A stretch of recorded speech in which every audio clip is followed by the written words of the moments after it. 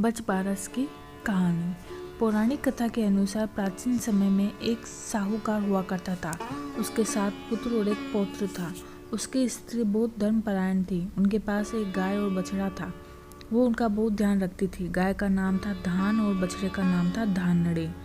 एक बार साहूकार की पत्नी को कहीं बाहर जाना था तो उसने अपनी बहू से कहा कि मैं काम से कुछ दिन के लिए बाहर जा रही हूँ, तो धान और धानड़े का ध्यान रखना और इनकी अच्छे से देखभाल करना। बहू ने हाँ कर दिया। एक दिन वो घर के कामों में व्यस्त थी और गाय के पीछे पीछे बछड़ा घर से निकल गया। बहू को लगा कि वो गाय के साथ गया होगा और उसके साथ वापस आ जाएगा, परंतु वो गाय के साथ वापस नहीं आया। बहू उसको ढूंढने के लिए सब जगह देखती फिरती रहती, किंतु उसका कोई पता नहीं चला। बछड़े के लापता हो जाने से उस गाय ने भी खाना पीना छोड़ दिया और बछड़े के दुख में उस गाय ने भी उनका घर त्याग दिया और वहाँ से चली गई। जब सास वापस आई तो गाय और बछड़े को घर में न पाकर उसने बहू से पूछा, तो बहू ने उसे सारा वृतांत सुना दिया। सास को सुनकर बहुत दुख हुआ और उसने बहू को बहुत बुरा भला कहा। फिर धीरे धीरे समय बीतता गया और साहूकार के घर परिवार में समस्याएं आने लगी। व्यवसाय में घाटे लगने लगे। उनके कुएं, तालाब, खेल खलियान सब सूखने लगे। स्थिति बद से बदतर होने लगी। यह सब होता देखकर साहूकार की पत्नी ने अपनी बहू को सभी चीज़ों का जिम्मेदार ठहराना शुरू कर दिया। इससे परेशान होकर बहू अपने पिता के घर रहने चली गई।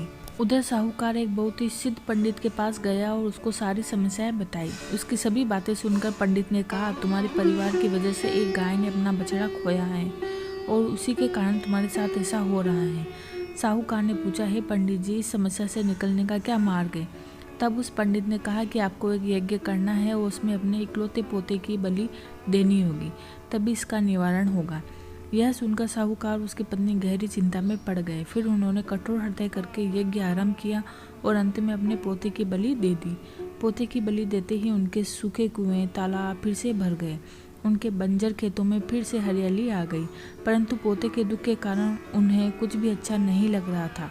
वो हर वर्ष बचबारस की पूजा किया करते थे। अब फिर बचबारस आने वाली थी तो सास ने अपनी बहू को भी बुलाने के लिए बुलावा भेजा। बहू बचबारस के दिन ही वापस आई तो सास उसको तालाब पर पूजा के लिए ले गई।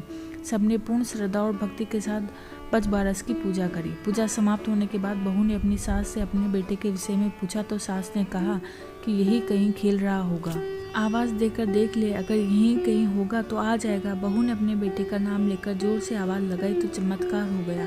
तालाब में से बेटा और गाय का बछड़ा बाहर आ गए। बछड़े ने तालाब से बाहर आते ही अपनी माँ को पुकारा तो वो गाय भी वहाँ पर आ गई। यह सब देखकर दोनों सास बहू आश्चर्य से भर गई। तब सास ने बहू को यज्ञ और पोते की बलि की कहानी सुनाई। फिर सास ने बहू को कहा, यह सब तेरे ही भाग्य से हुआ है, तू मुझे क्षमा कर दे, मैंने क्रोध में तुझे बहुत बुरा भला कहा था। तब बहू ने कहा, नहीं माता जी, यह सब तो ओक द्वादश माता की कृपा है। यह उन्हीं का आशीर्वाद है जो मेरा पुत्र मुझे पुनः प्राप्त हुआ है। यह बात पूरे नगर में फैल गई कि ओक द्वादश माता की कृपा से साहूकार का मृत पौत्र पुनः जीवित हो गया। सबके हृदय में ओक द्वादश माता के प्रति श्रद्धा से भर गए। तब से सभी पुत्रवती महिलाओं ने अपने पुत्र की रक्षा और लंबी आयु के लिए बचबारस का पूजन करना आरंभ कर दिया। बेटे के जन्म और विवाह उद्यापन करने की प्रथा चली। हे ओक द्वादश माता, जिस प्रकार तुमने उस बहू की सुनी वैसे सबकी सुनना, जैसा फल आपने उसको दिया वैसा ही सबको फल देना, सबकी संतानों की रक्षा करना।